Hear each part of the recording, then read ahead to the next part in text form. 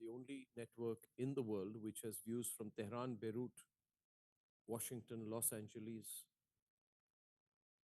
and Istanbul is the Republic Media Network. I'm only placing this on record because you know what the American networks are doing. You know what the BBC, you know all these people are doing. They're only providing one perspective, and one perspective is wrong. You're misleading the people of America when you do that, Fox News. You're terrible. Now, if America is losing this, it is the constitutional right of the people of America to know that they are losing this. To not tell the people of America what the world is thinking about what America is doing, and the changing goalposts of their own government is unacceptable. I welcome Fouad Izadi, Matthew Vadum from Washington. Fouad Izadi is professor of the University of Tehran, editor and columnist at The Cradle from Beirut, Sharmin Narwani. Hamid Raza Ghulam Zadeh, director of Diplo House, a Tehran-based think tank focused on geopolitics. Professor Umut Uzair, Middle East expert and professor at the Istanbul Technical University. Saurabh Shukla, editor-in-chief of News Mobile, chief consulting editor from Washington, D.C. Matthew Vadum, senior journalist from Washington. And Sierra Claire is a foreign policy expert. And she's back with us from Los Angeles. Now, let me start with you, Sierra, and bring in everyone else after that. America is, you can look at it as America toning down, realizing it's not what they thought it was, or day by day goalpost shifting. Why is America changing its goalposts? Well, I wouldn't. I have a hard time with the question because I wouldn't say that America is changing its goalposts. I think the confusion comes when you played a clip where Trump said that he wants to be involved in deciding the leadership of Iran. And what is happening is Trump wants to make sure that there's a leader that he can work with. And these radical elements of the regime or people who are coming out of the regime and stepping into leadership roles now, if they are expressing that they are not going to work with him, then he is going to continue the military campaign. He's going to continue eliminating them. The rest of it is up to the Iranian people. Nice, that was nice. So, yeah, please continue. Yeah. Well, the rest of it is up to the Iranian people. The people are going to choose whatever they're going to choose when the military threat to the United States of America is over. And so that's not something that we are doing militarily, and we may be involved politically or otherwise. I can't speak to all of the plans on that. But militarily, the United States military is completely sticking to its objectives. I don't think so. I mean, I'm just looking at what is coming out from the US. And today is going to be entering day 11. On day 1, Donald Trump said, listen, this is a wicked, radical dictatorship that was going to bomb America and attack us. And he spoke about regime change openly. He's not saying so now, Matthew. He's not saying so now. So what happened? Donald Trump's messaging is never been terribly consistent. This is a man who says what he thinks and is very transparent to the American people, or an unflattering way of putting it would be to say he has no filter. He just says what's on his mind. But that's good because then the world knows what he's thinking. But I don't think. No, I don't know what. How does the what? Just 1 minute. Just 1 minute, please. See, he said that when we are finished, take over your government. It is yours to take. That is a textbook regime change language. That was day 1. By day 3, Pete Hegseth was on the Pentagon podium saying, no, this is not about regime change. both cannot be true simultaneously. Either Pete Hegseth is right or Donald Trump is right, or they are both confused. Messaging during a war is always messy, but I think that Donald Trump has said repeatedly, and other members of the Trump administration have said repeatedly, that they want regime change in Tehran. How can it happen? Partner in this, Israel has also said. So, which means that, which and means the fact that they want to degrade, which means Matthew. See, we must be clear. 1 minute, Matthew. We must be clear about the objectives. My view is that if you do not achieve your objectives, then you have lost. Now, in this case, the clear objective was regime change, Dr. Azadi. Am I right? So if the objective is not met, then who's lost? Dr. Azadi. Well, it is my understanding that the United States wants regime change. I don't think that has changed, neither in the US nor in Israel. But at the same time, is it possible? What happened to him? Bombardment. Dr. Uzair is speaking. Please, can you have him on the screen? Sorry. Professor Omid, were you taking that? Yeah. Carry on. Can you hear me? Yeah. Yeah, I can. Yeah. Yeah, I don't think they can achieve this goal by bombarding from the air. That's not achievable. I think they were expecting some kind of uprising or a revolution, but that hasn't materialized yet either. So how is it that they're going to achieve their goal of regime change? I'm not so sure at this point, unless there's some sort of revolution or uprising, which is not really happening at this point. 2 versus 2. 1 second. Yeah, thank you. Dr. Azadi, therefore, let me have 2 guests on the left and 2 on the right, not get confused here. Dr. Fawad Azadi, where do things stand? Now, are the Americans right in assuming that if they hit your military infrastructure for a prolonged period of time, that eventually the people of Iran or the present leadership will cave in? I think that's a serious mistake if that's what they think. They thought that they can do regime change. They thought that if they kept Iran's leader, Iran's government will collapse on the first day. These are pipe dreams. Trump has managed to unite Iranians more than any Iranian politician could ever do. There is this culture of resistance here. People are coming out every night in millions. This is what actually Netanyahu asked Iranians to do, to come out in millions. And they are coming and shouting against Netanyahu and Trump. What the US says is that we are going to kill your leaders until we see a leader that we like. And Iranians are not going to accept that. Iran is a very old country, old culture. We have seen aggressors come and go. That culture of resistance will continue in Iran. We have a lot of missiles, a lot of drones. These missiles and drones will be used to make sure that Iran will continue to survive. Trump talked about changing Iran's borders the other day. We had Lindsey Graham talking about Iranian oil. I don't know if you have seen that clip. He says that once they control Iranian oil, they will be controlling 31% of oil reserves. That is Venezuelan oil plus Iranian oil. That's not going to happen. We are not going back to the 19th century. They think this is India in 19th century. They can do whatever they want to do. This is not 19th century, it's 21st century. India and Iran did not have ballistic missiles in 19th century. They will use this military capacity to teach aggressors a lesson. They are going to pay for all they have done against Iran. They need to pay financially, and they will pay in terms of blood. You cannot run a country with 2 nuclear regimes attacking you every few months. They're killing little girls. We are dealing with the Epstein regime. They like to rape little American girls and kill little Iranian girls. That's not going to be allowed to continue. Iran will resist, and Trump will be defeated. He will lose the midterm election. He will be impeached for attacking Iran illegally by people like Senator Warren that you just quoted. This was an unnecessary war. This was an illegal war. The people who are suffering financially, the people who are suffering, they're losing their lives. Trump and Netanyahu are responsible for it. They're going to pay for the crimes they committed. Now, did Trump get too excited?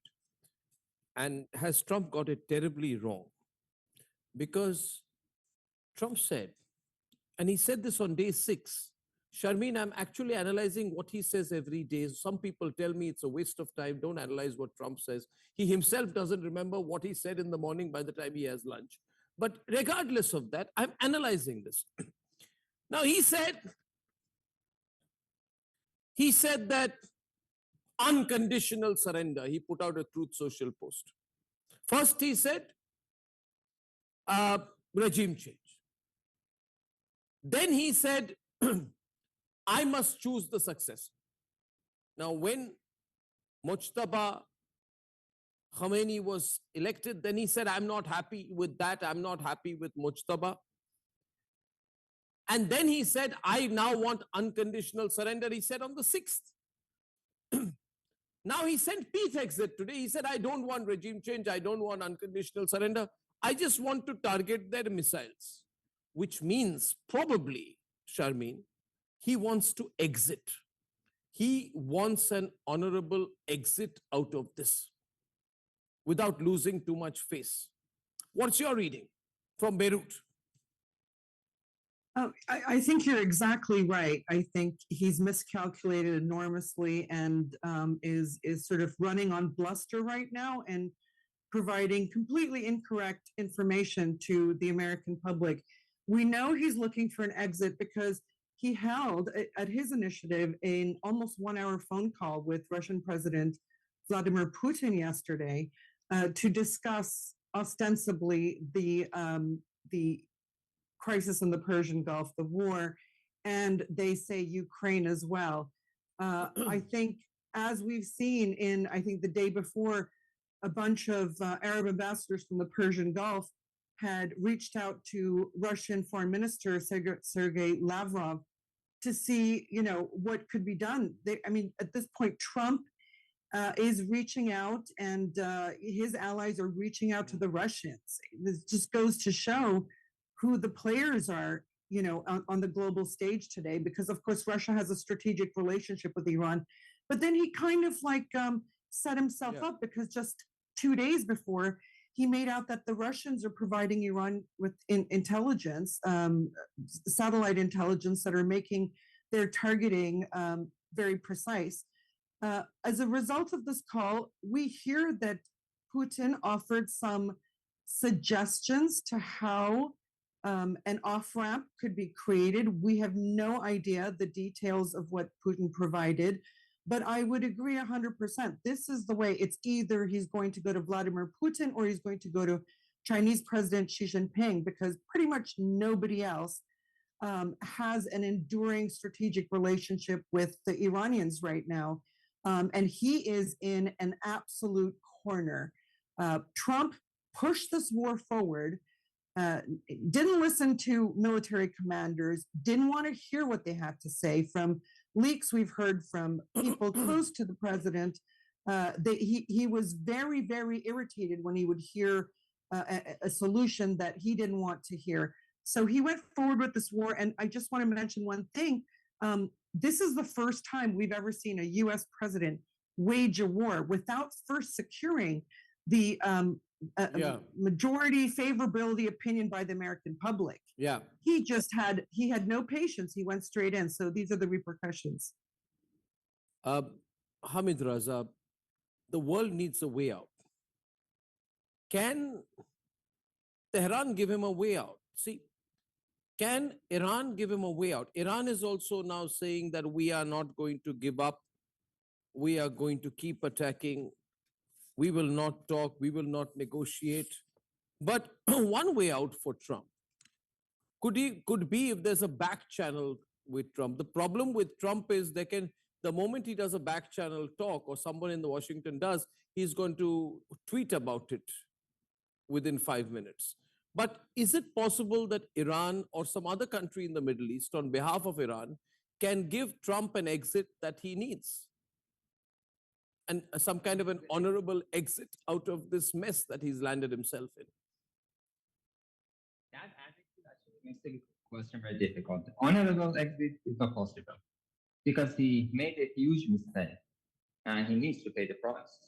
The exit plan would be closing only military bases of the United States in the region and then get back to the United States, their homeland. They have opened the Pandora box. They have actually released the dragon and the tiger that Iran has had inside it and never wanted to use its power. So they wanted to unveil that. Now they need to pay the price and face the dragon, the tiger, the giant, and they need to pay the price. So if he wants to get out of this war, he needs to admit that he has been defeated, and he needs to close the military bases in the region and get back to home. Well, I don't know how things are going to happen now. I'm just coming to you, Saurabh, right now.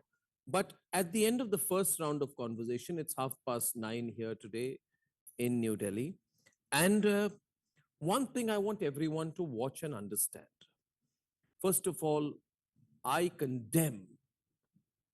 absolutely condemn the partisan behavior of the American networks who are concealing facts from the American people. Regime change has failed, Saurabh.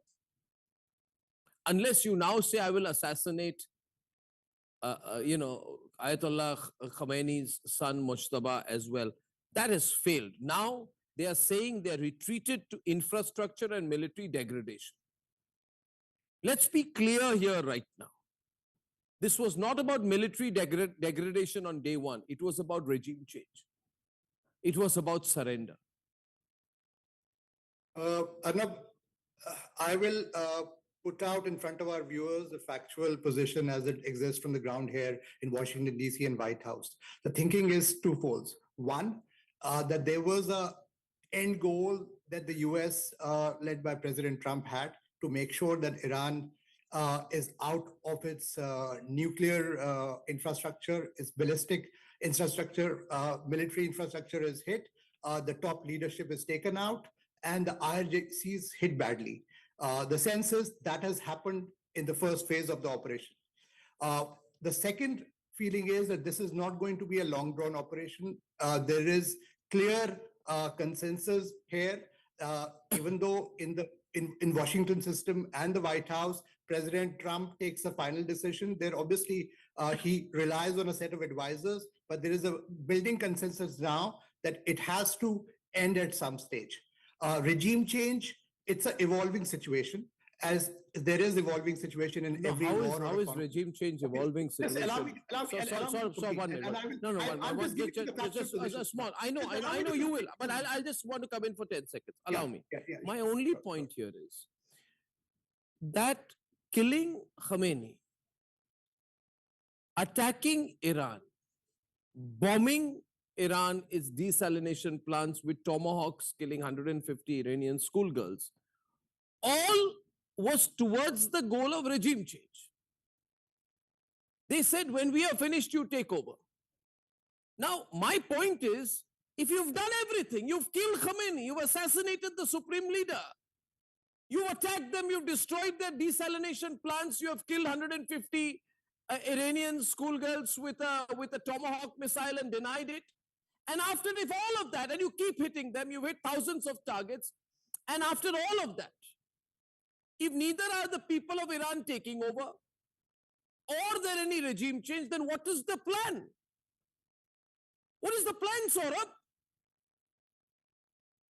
Well, Arnab, I'm telling you. No, what is the plan here? I mean, what are they doing? The reading, I'm telling you what the reading is on the ground. The plan is now to make sure to inflict, as Pete Hegseth has said, and I can tell you what really matters is President Trump's word here.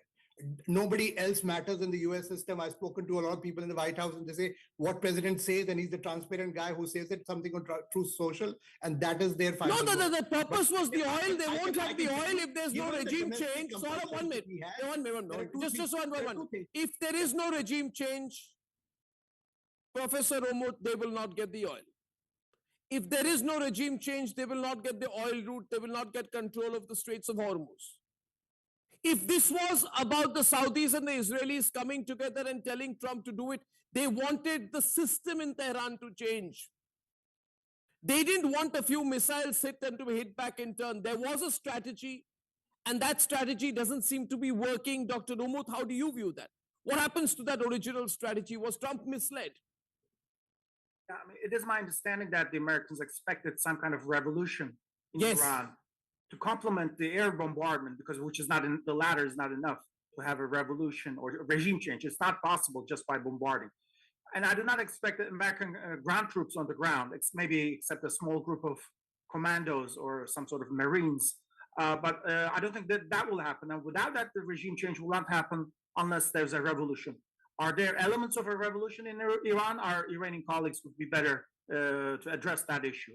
But you're right. I mean, a revolution, and that was the aim. Regime change was the aim. And without a revolution, I don't think it's possible just to get a revolution from above, from the plains. So this was about regime change. The whole idea was, Matthew and Sierra, that there is this MAGA base which wants a big win, and they want to take attention away from everything. And don't jump at what I'm about to say. Please don't jump. They want to take away attention from Epstein. Don't jump. They want to take away attention from the Supreme Court decision on tariffs, because Trump was looking very weak after the tariffs decision. He needed to look strong. The goalpost shifting in that context, Sierra and Matthew, is going to make him look more weak. The MAGA base wants a win. The Make America Great Again base wants a win. Is the MAGA base also not going to be frustrated? Well, I'll start with that. What is going on is not the United States military does not make war over political decisions. Now, maybe in the past we've had some bad people. Dick Cheney comes to mind. But typically, over the history of America, that is not how decisions are made. There's a command structure. There is verifiable intelligence that gets sent up the chain, verified and verified again. These are the ways that we make decisions about going to war. 15 hours ago, Lindsey Graham said, sorry to interrupt, Lindsey Graham, sort of the sole conscience keeper of Donald Trump, says, if Iran's regime survives the war, hear me, Matthew, if Iran's regime survives the war, we've made a mistake. Yeah, well, the United States wants regime change, and Lindsey Graham, Senator South Carolina, is a steadfast supporter of President Trump on this kind of thing, and he says that the U.S. wants regime change, and the U.S. remains committed to it. And it's fascinating visiting your alternate universe here, where the United States is losing this war, because it's absolutely not true. And almost everything you say on this show is pure anti-American propaganda and hatred. The United States is winning. I don't know if they're going to win in the end. I don't know if they have the political will to put boots on the ground. They don't seem to have that right now in the White House. But the United States and Israel are triumphing over Iran, Matthew, and they should not stop. Matthew, may I say this to you? May I say this? May I say this to you? One minute. Please, Matthew. I don't want to get personal. Why should we? Why should we? I am hosting this program for the world's largest democracy, the most populous nation, the fourth largest economy, the third largest military, the Republic of India, right? And please be conscious. Please be conscious. We have no bone to pick in this fight. If anything, Matthew, since you say I'm looking at a parallel universe, let me tell you, when I see the goalposts shifting, I have nothing but sympathy and empathy for Trump. Maybe less empathy, but a lot of sympathy. The question here is this: because you are the man in charge, doesn't mean that you can be reckless. Someone told you that a group of Iranians sitting in Washington, D.C. represent the soul of the people of Iran? That Raza Pahlavi, who is virtually an American, could walk in and take over? Why didn't you send Raza Pahlavi to Tehran today and let him take a flag with him and crown himself the Shah of Iran and see the response of the people of Tehran? Well, if I may, I don't think... No, I'm just saying this. Who's in a parallel universe? See, the problem with Trump is... See, Sarah, See, you have to look at the civilizational base. I have a lot of problems with Iran. Let me tell you, I dislike the fact that they've often supported Pakistan versus India. But at the same time, Matthew and Sierra, we will have to acknowledge this is one of the most ancient civilizations. They are a proud people. They have a history which, unfortunately, I don't say this personally, America does not. Your history is 2,000 years, there's a 6,000. How do you expect them to cave in and crumble? Because you used AI to kill their supreme leader. Well, You miscalculated this. It's Well, I'm just saying I don't think that the United States military, with whatever Trump says or Lindsey Graham says or whoever those people, the United States military is not installing Reza Pahlavi. That's not their goal. And I just have a question for you is, as you were talking about India, and this does affect other countries, but people are upset with Trump. They think he's a bully. They have a right to feel that way. But do you prefer the world that we had without American deterrence, with Joe Biden, where Russia invaded Ukraine, terrorism spread across the Middle East? Sierra, let me tell you this. Today, the greatest disruptor of global security is the United States of America. And Lindsey Graham, since you're talking about him, said that when this war is over, we are going to make a lot of money.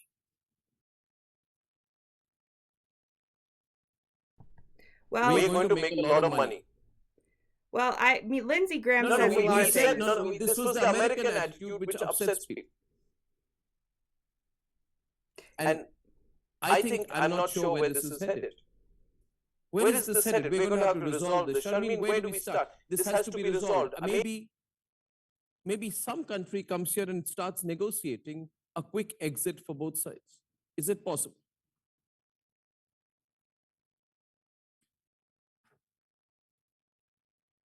Is it possible, Sharmeen, that we go in because we've got to resolve this quickly? We just saw British Airways announcing that all flights to UAE will be cancelled for a long time. This is not looking good. No, listen, I mean, to your lady guest, yes, Sierra. I prefer a world without the United States as the pilot of global security. The United States is the biggest instigator of conflict around the world. Plain and simple. I mean, your European allies agree with this. Tomorrow, your Persian Gulf allies are going to agree with this.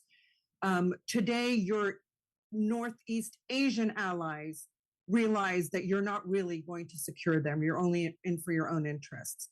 India has been ping-ponged back and forth, and y'all are attacking all of South America. So yes, the world would be a better place. But I have to say, like, I can tell you the outcome. Yeah, and I could be wrong, but the outcome is that Iran is going to win this, but it's not going to win it just for itself. It is going to completely shift. We can see the decline in American power for many, many years now, but you need the trigger point, right? There is a point at which everything shifts. And I think all the indicators are there that this would be the shift, which is why I don't think Iran is going to stop this war at anyone's instigation. Putin, Xi Jinping, it doesn't really matter, because a change has to be absolute. It can't go back to the scenario in which it left in June, a ceasefire, an unconditional ceasefire, and then 6 months later, the Americans and Israelis are launching an even bigger attack. What needs to happen is something that the Iranians initiated in 2019 with the HOPE initiative. It's the Hormuz peace endeavor, which is to have the littoral states of the Persian Gulf create security architecture for itself and not have foreign troops there. This is a plan that the Chinese and the Russians on their own have developed as well. The other reason the Americans are going to fail and the Iranians are going to persevere is because Trump is fighting a 20th century war. It's shock and awe. It's, there's a nail, let me bring a hammer to it. There's no strategy involved. There's nothing new. The playbook is the same: color revolution, narrative propaganda building, sabotage, terror attacks on population centers. And Iran is playing a game, I think, is waging a war that will sort of define the military playbook moving forward in this century. Yes, but I mean, this can't go on forever, can it? Dr. Izadi, this cannot go on forever. No, this needs a quick resolution, and Iran needs to play its part as well. Maybe tone it down a bit, ceasefire, offer. Yeah, I think what needs to happen is that the Americans and Israelis need to stop attacking Iran. They're bombing every night. They're killing hundreds of civilians every night. You know, before the genocide in Gaza, Netanyahu called the people, the Palestinians, Amalek. In their twisted theology, if you label a nation Amalek, then you get to kill their women and children. And 5 days ago, when he was visiting an Israeli military base, he called Iranians Amalek, which reminded Iranians that he's planning to make Tehran look like Gaza. And he has been trying to do that every night, killing a lot of people. So step number one, they need to stop these bombings. Step number two, they need to compensate Iran. They are boasting about destroying Iran's army, navy, air force. They're bombing infrastructure. They bombed oil depots a couple of hours before they knew it's going to rain. So they purposefully wanted to create acid rain, creating an environmental disaster. They have no ethical standards. They need to stop, number one. Number two, they need to compensate Iran.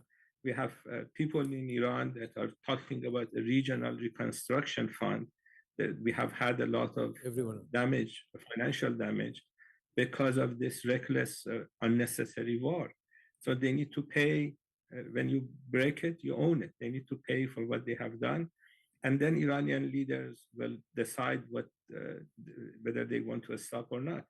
But what you can be assured is that Iran is not going to let this to go on for US and Israelis attacking Iran every few months.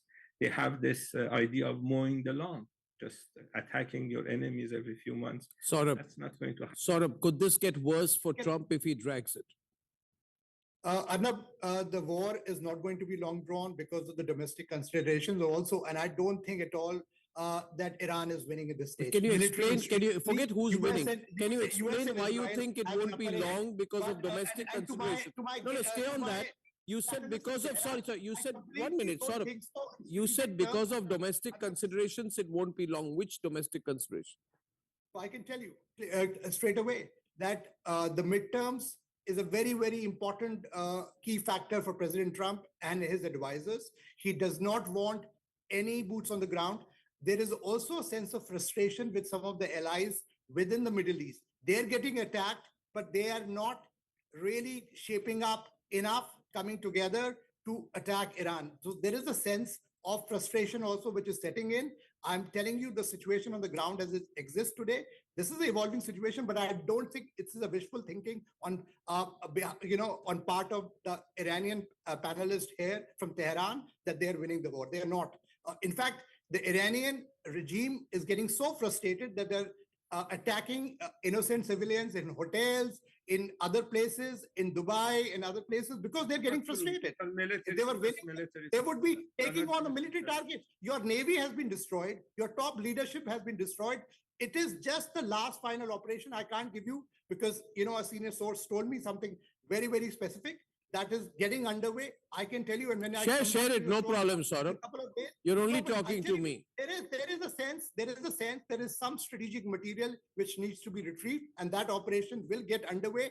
Once that is finished, you will see that this war can come to an end because the whole end game was in the first place to make sure that there is no nuclear Iran, their ballistic infrastructure, their military infrastructure is all crushed, and that's happening as we talk today. No, what do you mean? Like some further attacks? I mean, unless they don't have ground troops. Enough ground troops will not happen, and I can tell you straight away, US will not send ground troops to Iran.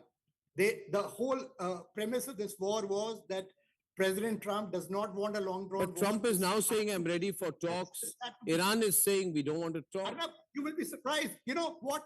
US had offered a deal to Iran, a civilian nuclear deal that was admitted by the US administration as part of the diplomatic parlays. Iran so went then- back and so then forth. the- That's the reason why there was an imminent danger of an attack. That's why they decided to attack Iran in the first place.